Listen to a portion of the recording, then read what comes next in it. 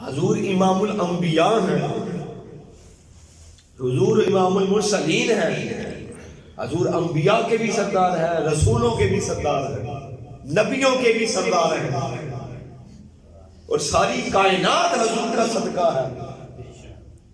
یہ سب چیزیں اللہ نے قرآن میں نازل فرمائی، اور حضور کی مرضی، رب کی مرضی،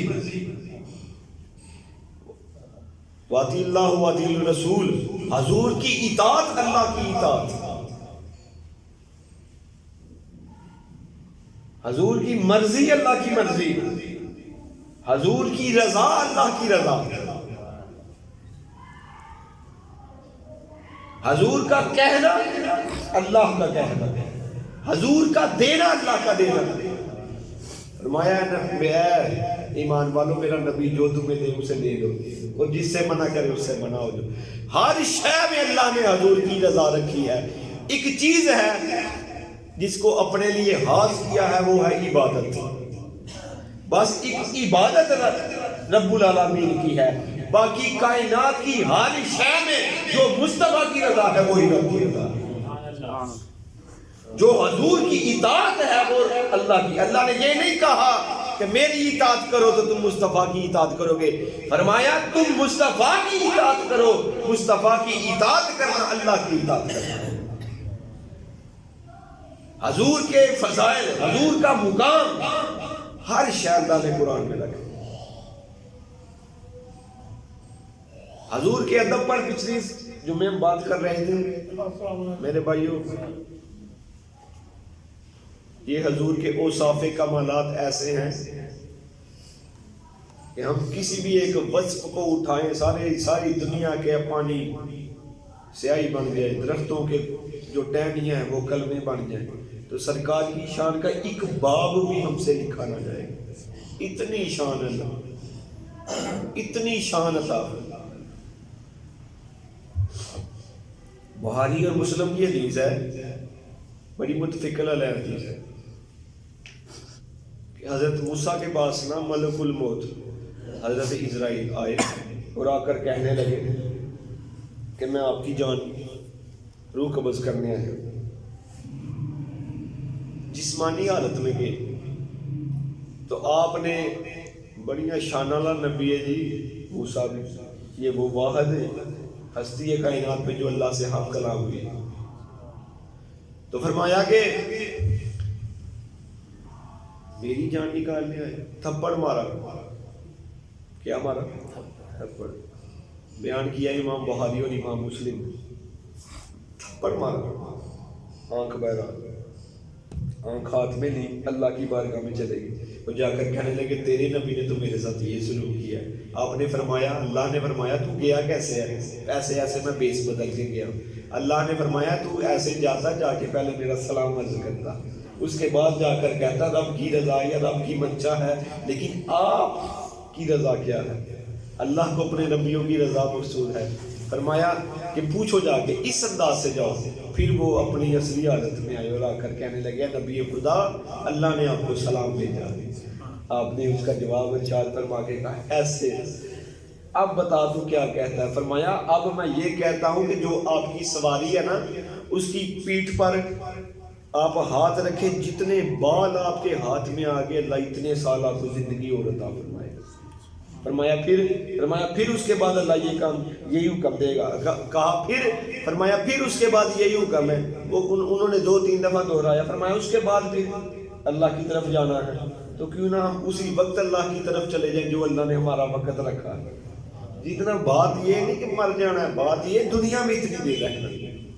لوگ کچھ اور سمجھے بیٹھے ہیں، وہ سارا کچھ ہی کرتے ہیں، سارا کچھ ہی پڑھتے ہیں، کہتے ہیں بس گئے تو گئے، بات ختم ہو گئی۔ وہ مرتے تو چاند سورج ستارے بھی نہیں، رات کو چاند نکلا ہے، صبح ایسے ہے جیسے اس کا نام و نشان ہی کوئی نہیں ہے۔ سورج کا ڈھلنا ہوتا ہے پھر نکل آتا ہے، تو یہ چاند سورج ستارے تو حضور کی نورانی چہرے کا صدقہ ہے۔ تو پھر انبیاء کی شان تو بڑی نرالی ہے۔ تو اللہ تو فرماتا ہے یہ مرنے والی بات تو جو آج کل آپ لوگوں میں سے بھی اپنے ملک کی سرحد کی حفاظت کرتے ہیں، اللہ رسول کی عزت کے لیے، اللہ رسول کی ناموس کے لیے اور اللہ رسول کے دین کے لیے اپنے گھروں کو چھوڑ کر نکل جاتے ہیں، وہ راہ خدا میں شہید ہو جائیں، تو اللہ فرماتا ہے انہوں بھی مریا نہ کہو بلکہ تمہیں شعور ہی کوئی نہیں، تم کو شعور نہیں ہے ان کی حیاتی کا۔ اور ایک جگہ فرمایا شعور والی بات تو بڑی دور ہے، اور کوئی گمان بھی نہ کر لینا ذہن میں، ایسے نہیں کہتے وہ چھاڑا ہے گل سوچی بھی نہ، ہم اکثر بات کرتے ہیں وہ نام سوچی بھی نہ میں تینوں میں شاید دے دوں، تو اللہ فرماتا تو گمان بھی نہ کرنا کہ یہ مر گئے ہیں، بلکہ یہ تو زندہ ہیں اور شہید زندہ ہیں، اور اللہ تو ان کو کھلاتا بھی ہے پلاتا بھی۔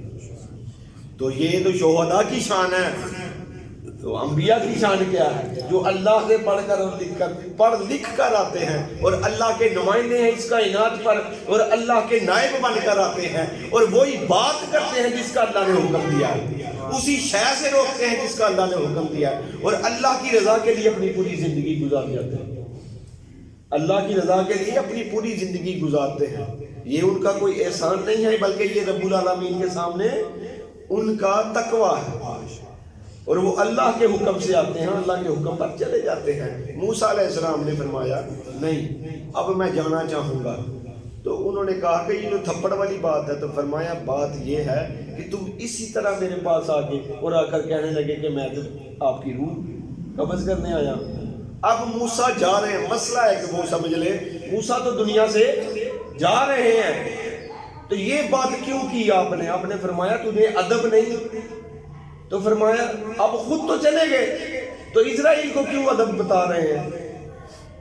لیکن موسیٰ فرمانے لگے تو میری بارگاہ میں اس طرح آیا ہے نا، اس لیے تجھے تھپڑ مارا ہے کہ تجھے یہ ادب ہو کہ ہمارے بعد ایک آخری نبی زمان آنے والے ہیں، سبحان اللہ، وہ رب کا حبیب آ رہا ہے ہمارے بعد، ہم سب اس کی تشریف آوری کا حکم دینے آئے ہیں دنیا میں، اپنے لوگوں کو بتانے آئے ہیں کہ ہمارے بعد ایک احمد نبی آئیں گے، ہم سب تو صرف یہ رب کا پیغام سنانے آئے ہیں۔ اللہ نے فرمایا ہے نبوت تمہیں دی، رسالت تمہیں دی، لیکن جب میرا حبیب تمہیں آ جائے گا تو اپنا مذہب بھی چھوڑ دینا، اپنی رسالت بھی چھوڑ دینی، بلکہ تم نے کیا چھوڑنی ہے بلکہ وہ چھٹ جائے گی، اور میرے نبی کا مسلک اور میرے نبی کا رستہ اختیار کر لینا ہے، میرے حبیب کا رستہ تم نے اختیار کر لینا ہے۔ موسیٰ کہنے لگے میں تو جا رہا ہوں، لیکن میں نے تجھے تھپڑ اس لیے مارا ہے کہ اس حالت میں تم سرکار دو عالم کی بارگاہ میں حاضر ہے، وہ بارگاہ بڑی اونچی ہے، وہ بارگاہ بڑی افضل ہے، ادب کا ہیست زیر آسمان، از عرش نازک تر، نفس گم کردہ می آیت جنہیں تو بایزید کی جان۔